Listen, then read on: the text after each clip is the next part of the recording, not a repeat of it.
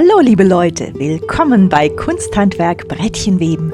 Mein Name ist Angela Rohrmoser und ich möchte euch die Geheimnisse des endlosen Randes verraten. Alles, was ich euch erzähle, könnt ihr im Heft 27 von Arachnes Fadenspiele nachlesen, das ihr unter www.rohrmosers.com käuflich erwerben könnt.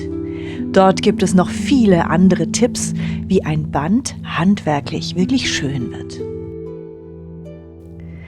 Im letzten Video habe ich euch erklärt, wie man einen guten Rand webt. Aber eine Sache gefällt mir nicht, nämlich die typischen Knicke. Ganz gleich, was andere sagen, man kann sie vermeiden. Egal, wie lang das Band ist, das ihr webt. Dass das wirklich funktioniert, möchte ich euch an einem etwa 70 cm langen Band zeigen, dessen Rand ohne Umkehrung gedreht wurde. Was mit 70 cm funktioniert, funktioniert einfach so lange die Kette reicht und zur Not endlos. Aber dazu muss ich euch erstmal die Idee zeigen, die hinter meinem Geheimnis steckt.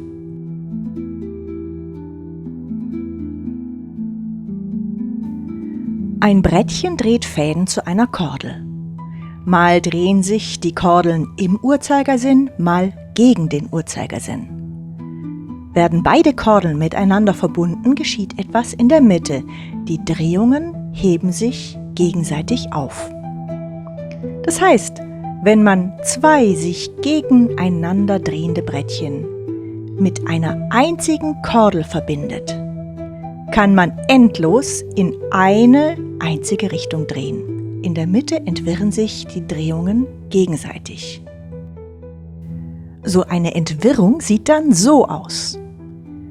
Die Verdrillungen verdichten sich und heben sich über der Rolle gegenseitig auf. Nur manchmal klemmt es ein bisschen.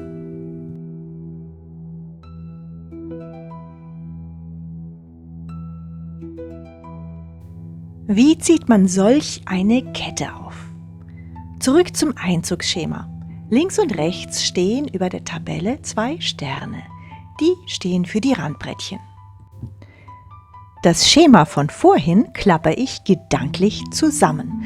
Dann habe ich zwei miteinander verbundene Brettchen, von denen jeweils eines in Linkshandneigung und eines in Rechtshandneigung gespannt ist. Hier habe ich die ersten Fäden bereits vorbereitet und beginne nun, die Brettchen einzufädeln. In Linkshand- und Rechtshandneigung. Die Brettchen mit Linkshandneigung fädle ich von vorne ein, die mit Rechtshandneigung von hinten, wie gehabt.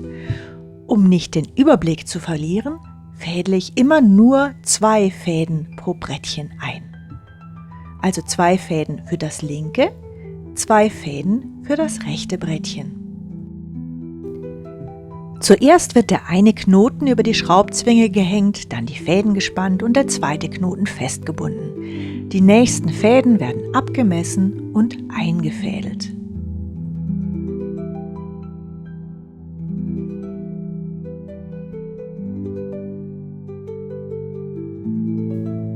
Die 2 Brettchen in Sicht von oben.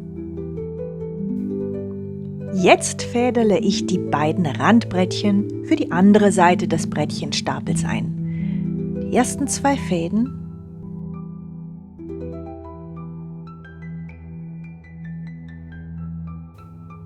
und die nächsten 2 Fäden.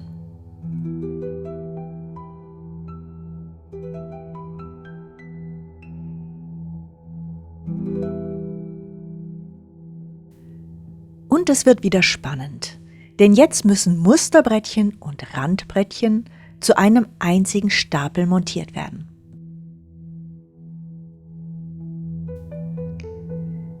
Den Musterstapel vorsichtig aufschnüren,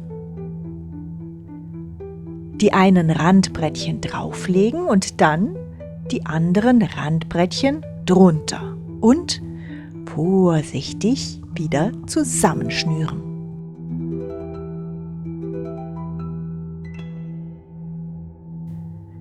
Die Aufhängung ist der eigentliche Trick.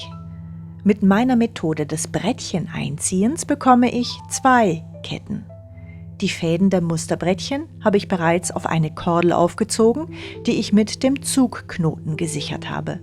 Die Randbrettchen streife ich auf eine Art Umlenkrolle. Meine 2 Ketten.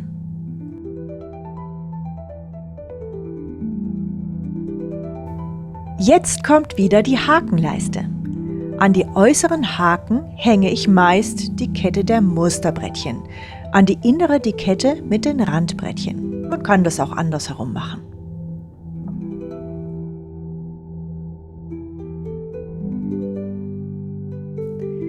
Und nochmal das Entdrillen der Kettfäden, weil es so viel Spaß macht.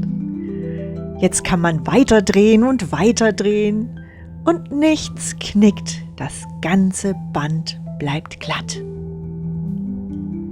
Und so sieht es aus, wenn man mehr als 4 Brettchen für eine Endlosdrehung aufhängt.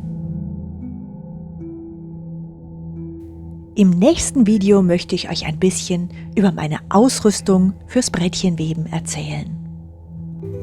Ich nenne es Weben zu kleinem Preis, denn ich möchte euch zeigen, dass das Brettchenweben wirklich wenig kosten kann. Ich hoffe, euch hat mein Video gefallen.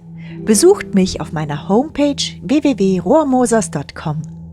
Viel Spaß bei euren Projekten und bis bald. Eure Angela Rohrmoser.